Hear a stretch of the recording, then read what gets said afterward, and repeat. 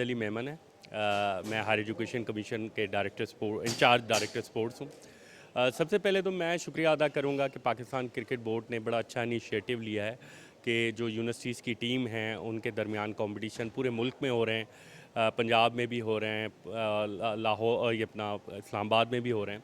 तो मैं समझता हूँ कि देखें वुमेन जो एम्पावरमेंट है और वुमेन को इनेबलिंग अपॉर्चुनिटीज़ और खेलने के लिए दी जाएँ तो ज़रूर वो अपना लोहा मनवाएंगी।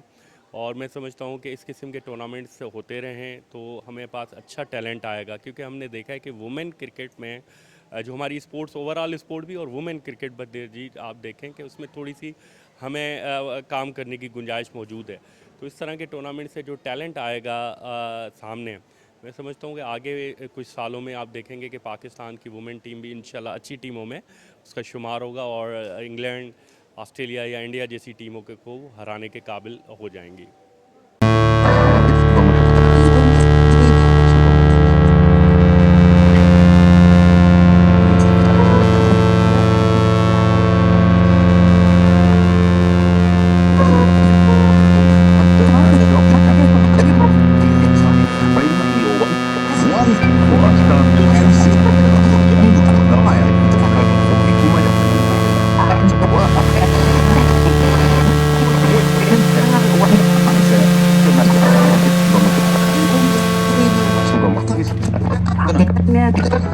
Ganga gue Ya, oi. un eloto Ganga gue Ya, oi. un eloto